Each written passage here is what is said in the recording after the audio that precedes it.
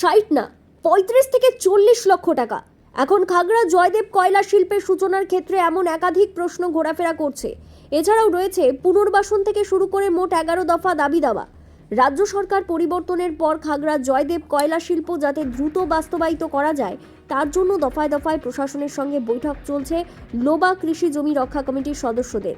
স্থানীয় প্রশাসন থেকে শুরু করে জেলা প্রশাসনের সঙ্গে ইতিমধ্যেই বেশ কয়েকবার বৈঠক করে ফেলেছে তারা।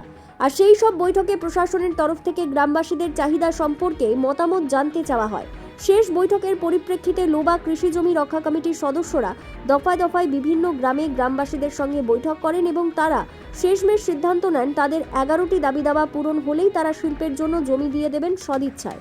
যদিও লোবা কৃষি জমি রক্ষা কমিটির সদস্যদের তরফ থেকে বারবার দাবি করা হচ্ছে তারা দ্রুত শিল্প চান এবং সেই শিল্প হোক সম্পূর্ণভাবে সরকারি উদ্যোগে। আমরা ডিএম সাহেব আর এডিএম সাহেব যেহেতু আমাদেরকে বলেছিলেন যে আপনাদের গ্রামের কি দাবি দাবা আছে, তার জন্য আমরা যতটুকু, আমরা তো চাষিবাসী এলাকার মানুষ, আমাদের দীর্ঘদিনের আন্দোলনে যেটা উঠে এসছে সেটাই আজকে আমরা লিখিতভাবে 11 দফা দাবা নিয়ে দিয়েছি। এটা আমরা চাইছি যে এটা এডিএম সাহেব বা ডিএম সাহেবের মাধ্যমে যেন মাননীয় মুখ্যমন্ত্রীর কাছে যায় এবং আমাদের শিল্পটা যত তাড়াতাড়ি দ্রুত আরম্ভ হয়।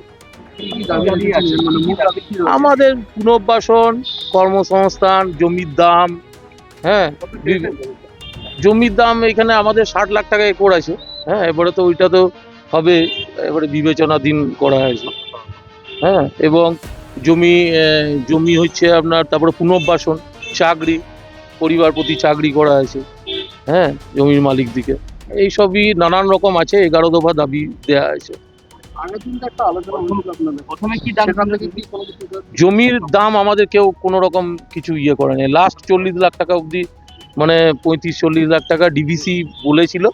হ্যাঁ, সেটা 2021 সালে। হ্যাঁ, তারপরে তো দুর্ঘটনাবশত হয়নি। হ্যাঁ, যাই হোক, আমরা চাইছি শিল্প চাইছি, মুখ্যমন্ত্রী সরাসরি হস্তক্ষেপ করবে এই লোবার শিল্প নিয়ে এবং সেইখানে আমাদের শিল্পটা যাতে দ্রুত তাড়াতাড়ি আরম্ভ হয় সরকারি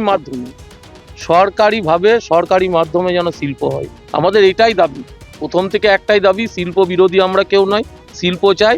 আমাদের এলাকার ক্ষতিগ্রস্ত মানুষের যেন শিল্পর মানে ক্ষতিপূরণ যেটা ঠিকঠাক যেন পায়, আমাদের কোনো অসুবিধাই নাই, শিল্প হোক।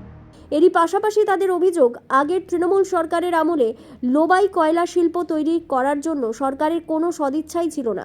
তারা সবসময় বেসরকারিভাবেই শিল্প করতে চেয়েছিলেন। স্বাভাবিকভাবেই তাদের সঙ্গে মতের অমিল থাকায় শিল্পের জল গড়ায়নি এতটুকুও। বিগত সরকার লোবা নিয়ে কোনো ভাবনা চিন্তাই করে, ওরা চেয়েছিল দালাল দিয়ে শিল্প করার চেষ্টা করেছিল। টিএমসি সরকার খালি দালাল দিয়ে শিল্প করার চেষ্টা করেছিল, আর কিছু করেনি।